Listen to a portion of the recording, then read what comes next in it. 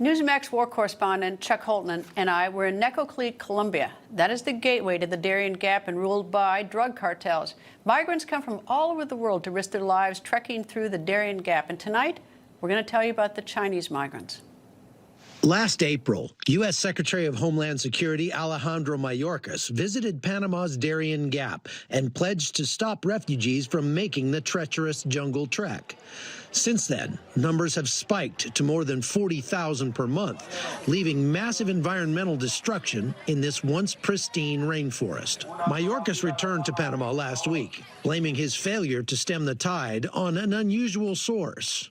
The combination of wars and conflict, climate change, and the fallout from the COVID-19 pandemic has led to an unprecedented flow of vulnerable people throughout the world. Leaders of Colombia and Panama are panicking at the explosion of people entering their countries. And so this time, Mayorkas announced a closure of the Darien crossing for 60 days, without elaborating on those plans.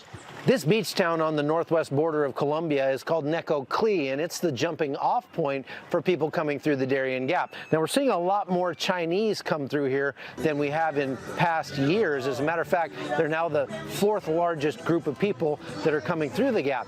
But the Biden administration has announced, in conjunction with the Panamanian and Colombian governments, that they're going to shut off this passage for the next 60 days.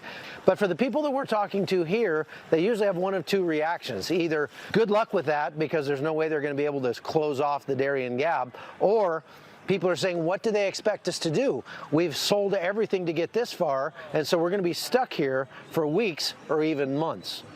Locals we spoke to are all surprised by the sudden increase in Chinese migrants. Chino al piso. Chino. Bueno, ¿y chino por qué? No he visto. ¿Dónde están quedando? Vea, hace media hora, usted viene, hace 20 minutos se fueron 150 chinos. Until recently, Haitians, Venezuelans, and Cubans ruled this group. But the cartels actively advertise in China, painting the trek as little more than a nice camping trip.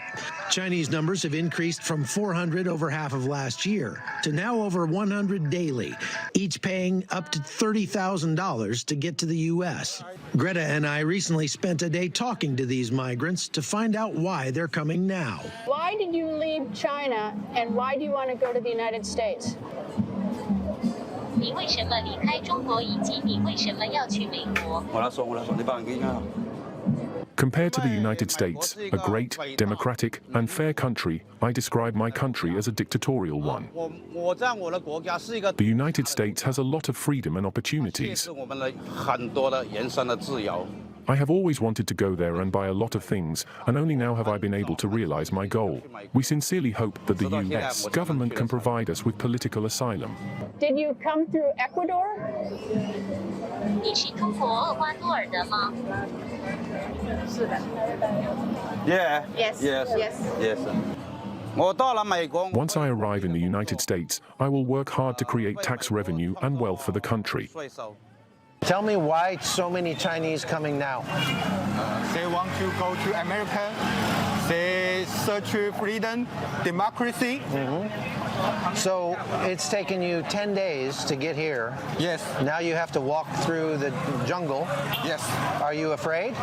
It's dangerous. Yes, but we afraid CCP. America afraid maybe CCP sending spies or sending army. Yeah. We come here. We go to through the jungle. We risk our lives. Yes. So we can't be spies. Economy in China, good or bad? Look like good, but I think it's not a truth. Many of those we spoke with were very concerned about having their faces seen on camera. How long have you been here? 1 team. 1 week?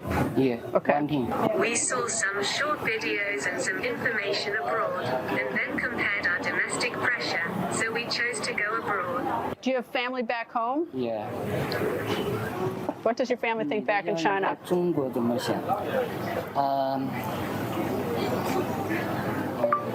他们希望我们能赚更多的钱，他们在国内才能生活得更好。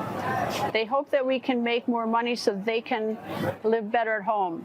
All the Chinese people who have come out know that they are also forced by life. Chinese people who have come out know that they are also forced by life, and there is no other way.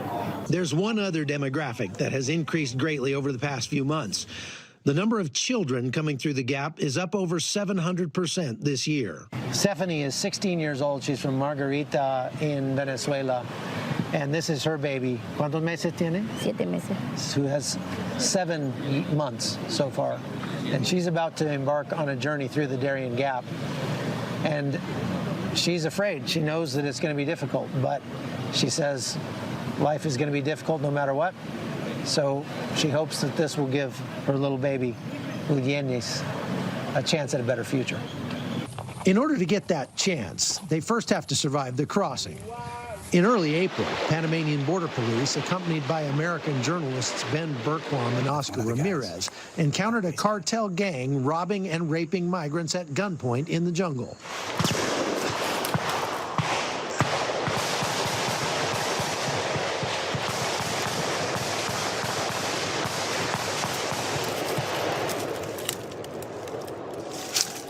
While authorities killed one of the robbers and captured 6 more, the danger remains. In Necoclí, the price charged by the cartels to allow the migrants to pass has increased, and a protection racket has sprung up. Here you have to pay for the passage, plus a sticker. This is insurance, so nothing happens to you in the jungle. Cartels make an estimated $300,000 per day from this protection racket, and it's unlikely they'll allow this lucrative path to shut down without a fight. And each day, more desperate migrants arrive here in Necoclí, increasing the pressure on both countries to do something to fix the problem. So where are all the migrants going once they do enter the United States illegally? Customs and Border Patrol reports that there have been 5.2 million migrant encounters over the last 2 full federal fiscal years until April 1 of this year. As large as that number is, it's certainly not the total number of migrants who have entered the U.S. illegally. Many migrants have slipped into the United States unnoticed. Many have ended up in sanctuary cities such as New York, Denver, and Chicago. New York City Mayor Eric Adams claims that 40,000 illegal migrants have gone to New York City. But in March, New York City Hall scaled back its count of the number of illegals to 12,700. And according to outgoing Chicago Mayor Lori Lightfoot, several thousand have moved to Chicago. And estimates for Denver are 5,000 to 6,000 migrants are there having illegally crossed the U.S.-Mexico border. And of course, those numbers do not tell all. Many illegal entering the U.S. are living in various Texas communities along the border. El Paso, Texas has been ground zero for illegal migrants setting up camp. Texas Governor Greg Abbott's spokesperson, Andrew Mahalera, said, Texas began busing migrants to sanctuary cities last April to provide relief to our overrun and overwhelmed border communities. Author of the book, The Coming Collapse of China, Gordon Chang, joins me. Good evening, Gordon. Good evening, Greta. Gordon, the question that I talked to a number of Chinese. Obviously, I've had to use Google Translate, which is rather cumbersome, but is actually quite effective. We were able to talk to a lot of Chinese. But the one word that they all used was democracy. And I was trying to figure out if that's just fed to them by the cartel. Make sure you use that word when you confront the Americans, or if that was, truly something coming from the heart or drives them. What are your thoughts on that? Well, I think that certainly people want to live in a free society. So they do want democracy, and they realize that China is now a totalitarian dictatorship. But I think the reason they're coming now is because of the severe problems in China. As one migrant told a news organization, this is like an animal stampede before an earthquake. And that is probably the best explanation. But we also know that there are, according to Michael Yan, a war correspondent, an increasing number of males of military age coming through without family groups. And those we've got to worry about as being saboteurs, either Chinese military or Ministry of State Security. You know, it's sort of interesting, though, because what they told us is that when they're in China, if they get on the internet, I think it was Telegram that they get on, and they can actually find out exactly where to go, how to do it. I mean, there's all programmed like tour guides, and the cartel provides a lot of that information. And if you get a ticket, your plane may stop in Panama, but you don't get out in Panama because you need a visa. So you just stay on the plane and you go on to Ecuador. Ecuador doesn't require a visa. You get off in Ecuador, and then you make your way into Colombia, and then into Panama, and then north to Mexico in the United States. So, I mean, it's all, everybody's brother knows how to do this. It's just the American people, I don't think, fully understand, you know, the magnitude of it, so that we can make smart decisions how to handle it, to the extent we can. Yes, and what this does is it really enriches the cartels, because for the Chinese migrants, the prices are much higher than migrants from other countries. So we're talking about $35,000 per migrant. And I've heard reports of over 40, though those are unconfirmed. But the point is the Chinese migrants are really enriching the cartels. And that, of course, gives us more problems at our border, because we deal with the cartels not just on migrants, but on fentanyl and so many other issues. Yeah, you're right. I mean, the Chinese, I mean, they do get charged more, and they're actually better dressed. I mean, a lot of them were actually staying, shelters of some sort, whereas the other people were just, were penniless, starving on the beach. The Chinese, at least, appeared. I mean, obviously, I'm generalizing. Appeared better prepared for this, but of course, that journey is you may die. Yes, and the Darien Gap is extremely dangerous, and people have died in there. And then, of course, as your reporting indicates, the cartels take advantage of migrants in that area because it is basically unpatrolled most of the time. Gordon Chang, thank you.